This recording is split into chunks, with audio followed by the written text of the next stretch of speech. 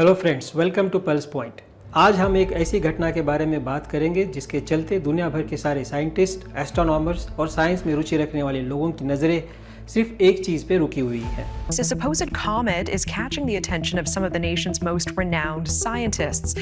On the 1st of July, NASA detected a mysterious object speeding toward Earth. By the way, a new out-of-this-world discovery has some asking, what in the world is this? Take a look.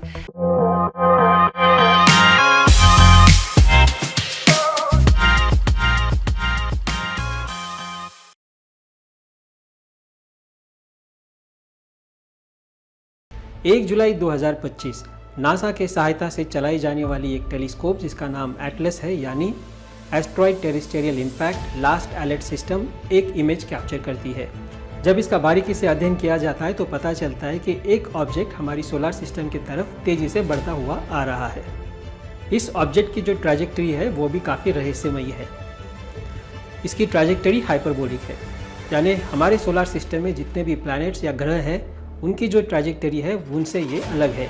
इससे पता चलता है कि ये हमारे सौर मंडल या solar system से नहीं है, ये किसी बाहरी दुनिया से आ रहा है। इस चीज़ को लेके काफ़ी चौंकाने वाली चीज़ें सामने आई है। एटलस टेलीस्कोप द्वारा कैप्चर हुआ ये ऑब्जेक्ट, जिसका कि नाम रखा गया है 3I एटलस। 3 यानी तीसरा, I यानी इंटरस्टेलर और एटलस क्योंकि इसको एटलस टेलीस्कोप ने कैप्चर किया है। जैसे कि आप समझ रहे हैं, इसका नाम 3I है, यानी ये तीसरा ऐसा ऑब्जेक्ट है जो हमारी दुनिया से नहीं है। इसके पहले 2017 में एक ऑब्जेक्ट हमारी सोलर सिस्टम में ऐसे ही एंटर हुआ था और वो भी उतना ही रहस्यमयी और स्ट्रेंज था। इसका नाम था ओमुआ, यानी काफ़ी दूर से आया हुआ मैसेंजर। 2019 में भी ऐसा ही कुछ हुआ। 2I बोरिसॉन नामक एक इंटरस्टेलर ऑब्जेक्ट हमारे सोलर सिस्टम में फिर से एंटर हुआ, लेकिन इस बार जो ऑब्जेक्ट 3I एटलस हमारे सोलर सिस्टम में एंटर हुआ है ये काफ़ी रहस्यमयी है और काफ़ी स्ट्रेंज है। इसकी साइज़, इसकी ट्रैजेक्टरी, इसकी speed, everything is so strange that all the scientists in this world are actually keeping their eyes on this object. अगर मैं इसकी साइज़ के बारे में बात करूं, 66 मिलियन ईयर्स अगो जो एस्टेरॉयड हमारे धरती से टकराया था जिसने डायनासोर्स का नामो निशान ख़त्म कर दिया, ये उस एस्टेरॉयड से दुगना बड़ा है। लंबाई में इसकी साइज़ है 20 किलोमीटर्स। 3I एटलस की सबसे स्ट्रेंज चीज़ों में से एक स्ट्रेंज चीज़ है इसकी साइज़। अगर आप इससे पहले 2 आए हुए ऑब्जेक्ट्स की बात करेंगे, जैसे कि ओमुआ, इसकी साइज़ थी 300 से 400 मीटर लंबाई में। उसके बाद जो 2I बोरिसो आया था, इसकी साइज़ थी लगभग 1 किलोमीटर। लेकिन 3I एटलस, इसकी साइज़ अगर आप कंपेयर करेंगे ओमुआ या 2I बोरिसो से, तो ये काफ़ी बड़ा है। कंपेयर टू ओमुआ इसकी साइज़ 40 से 50 गुना बड़ी है और कंपेयर टू 2I बोरिसो ये लगभग 20 गुना या 25 गुना बड़ा है। ह्यूमन हिस्ट्री में पहली बार कोई इतना बड़ा ऑब्जेक्ट किसी और सोलर सिस्टम से या किसी और दुनिया से हमारे सोलर सिस्टम में पहली बार आया है। दूसरी सरप्राइजिंग और मिस्टीरियस चीज़ है इसकी स्पीड। 2,10,000 किलोमीटर प्रति घंटा की स्पीड से ये ऑब्जेक्ट हमारे सूरज की तरफ बढ़ रहा है। तीसरी और सबसे हैरत अंगेज करने वाली चीज़ है, अगर आप एस्ट्रॉयड और कॉमेट के बीच का डिफरेंस जानते हैं तो आप इसको अच्छे से समझ पाएंगे। एस्ट्रॉयड मोस्टली रॉक से बना होता है, इसके अंदर या तो आइस होती नहीं है, अगर होती भी है तो ये ना के बराबर होती है।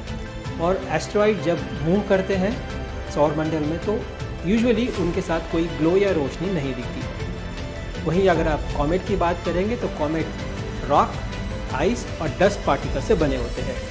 ज़्यादातर हिस्सा कॉमेट का आइस से बना होता है। इसी कारण ये जब मूव करते हैं और किसी भी स्टार या सूरज के करीब से गुजरते हैं तो ये आइस मेल्ट होती है। क्योंकि सूरज की गर्मी काफ़ी ज़्यादा होती है तो आइस पानी में कन्वर्ट नहीं होती है, ये डायरेक्ट गैसेस में कन्वर्ट होती है। जब गैसेस लीक होते हैं कॉमेट से तो इनके साथ डस्ट पार्टिकल्स भी लीक होते हैं। क्योंकि सोलर विंड भी चलती है तो ये डस्ट पार्टिकल और गैसेस एक टेल की तरह कॉमेट को फॉलो करते हैं। ये टेल कभी कभी मिलियंस ऑफ किलोमीटर्स दूर तक दिखाई देती है और जब इनके ऊपर सूरज की रोशनी गिरती है तो ये टेल ग्लो करती है। जब भी आपको सौर मंडल में या आसमान में कभी भी कॉमेट दिखेगा तो उसकी टेल हमेशा ग्लो करेगी। अगर हम बात करेंगे 3I एटलस की, अगर हम इसको कहेंगे एस्ट्रॉयड तो ये गलत है क्योंकि ये ग्लो कर रहा है। अगर हम इसको कहेंगे कॉमेट तो ये भी गलत है क्योंकि इसकी जो टेल है यूजुअली टेल यानी पूंछ, जो कि एस्ट्रॉयड के पीछे की तरफ दिखनी चाहिए। ये ग्लो हमें 3i एटलस के फ्रंट साइड में दिख रहा है। ऐसा लग रहा है जैसे कोई गाड़ी चला रहा है और उसने हेडलाइट ऑन रखी है। ये काफ़ी मिस्टीरियस चीज़ है। इसी तरह के मिस्टीरियस और स्ट्रेंज कैरेक्टरिस्टिक्स के वजह से कुछ साइंटिस्ट आपस में ये लेके बहस कर रहे हैं कि ये शायद एस्ट्रॉयड है या कॉमेट है, या फिर ना ही ये एस्ट्रॉयड है ना ही ये कॉमेट है, ये किसी दूसरी दुनिया से भेजा हुआ कोई एलियन स्पेसशिप है। हार्वर्ड के जाने माने एस्ट्रोनॉमर और फिजिसिस्ट आइवी लोब का यही कहना है। उनका कहना है कि शायद ये 3i एटलस ना ही कोई कॉमेट या एस्ट्रॉयड है, बल्कि तीसरी या किसी और दुनिया से आया हुआ एलियन मदरशिप या स्पेसक्राफ्ट हो सकता है। अब हम थोड़े से डिटेल में बात करेंगे। इसकी जो ट्रैजेक्टरी है, मैंने जैसे पहले बोला था आपको, ये हाइपरबोलिक है, लेकिन हाइपरबोलिक होने के साथ साथ इसकी ट्रैजेक्टरी अर्थ की जो रोटेशन की मोशन है या मूवमेंट है उसके इन लाइन है। ये बहुत बड़ी बात है। ऐसा होने के चांसेस 500 में 1 के बराबर होते हैं। दूसरी सबसे मिस्टीरियस चीज़, ये जब सूरज की तरफ बढ़ता जाएगा तब ये मार्स, जुपिटर और वीनस के काफ़ी करीब से गुजरेगा। ऐसा लग रहा है जैसे ये बंदा पूरी प्लानिंग करके आया हुआ है। मुझे सूरज तो देखना है, लेकिन साथ में मुझे मार्स भी देखना है, मुझे जुपिटर भी देखना है और वीनस भी देखना है। तीसरी सबसे इम्पोर्टेंट बात, ये जब सूरज के सबसे करीब होगा उस समय ये सूरज के अपोजिट साइड में होगा कंपेयर टू अर्थ। यानी जब ये सूरज के सबसे करीब होगा तो बीच में होगा सूरज और उसके अपोजिट साइड में होगी अर्थ। यानी 3i एटलस को सूरज एक्लिप्स करेगा।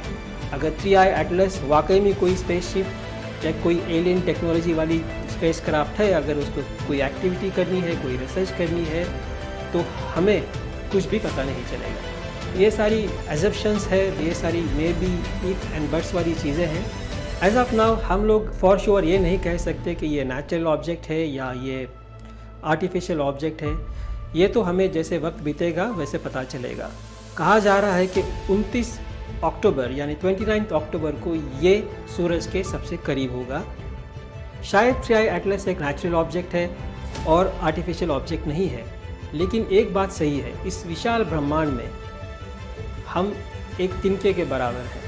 हमारी साइंस अगर आप देखोगे तो जितने भी साइंस में हमने इनोवेशंस किए हैं, जितने भी हमने प्रगति की है, ये पिछले 100 साल में ज़्यादातर हमने की है। अब ज़रा सोचिए, अगर ऐसी कोई प्रजाति है जिसकी साइंस 10,000 साल पुरानी है या 1 लाख साल पुरानी है, तो उसकी साइंस की ग्रोथ क्या होगी और वो आज टेक्नोलॉजिकली कहाँ होंगे। उनके लिए इस तरह की मदरशिप बनाना या स्पेसक्राफ्ट बनाना कोई बड़ी बात नहीं होगी। मैं ये नहीं कह रहा कि ये एलियन स्पेसशिप है, ये तो आने वाले वक्त में हमें पता चलेगा। मैं ये भी नहीं कह रहा कि हमें डरने की ज़रूरत है, बिल्कुल नहीं, क्योंकि ये जब 3i एटलस हमारे सौर मंडल से गुजरेगा तो ये धरती के इर्द गिर्द भी नहीं आएगा। जब ये धरती के सबसे करीब होगा तब भी ये धरती और सूरज के बीच में जो डिस्टेंस है उसके करीब करीब 1.5 गुना ज़्यादा दूर होगा। तो हमें इससे डरने की ज़रूरत नहीं है, लेकिन ये हमें एक मौका देता है कि हम इस तरह की चीज़ों का अध्ययन करें, इस तरह की चीज़ों के ऊपर हम लोग स्टडी करें, रिसर्च करें। हम कहते हैं कि हमारा साइंस बहुत प्रगत है, लेकिन जब भी कोई नई चीज़ हमें दिखाई देती है तो हमारे पास उसके जवाब नहीं होते हैं। अब देखिए, जस्ट 3i एटलस ने ही कितने सारे क्वेश्चंस हमारे सामने रेज किए हुए हैं। 3i एटलस हमें 2 चीज़ें सिखाता है। एक, हमें हमेशा तैयार रहना चाहिए।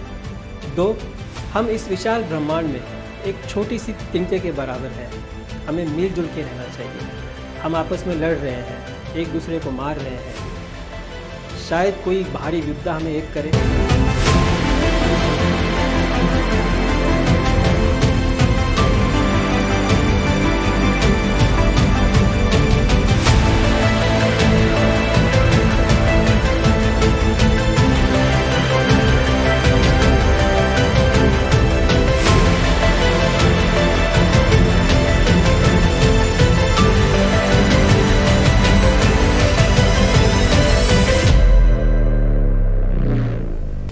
ऐसे इंटरेस्टिंग और मज़ेदार टॉपिक्स को देखने के लिए सब्सक्राइब कीजिए हमारा चैनल पल्स पॉइंट। प्यार से।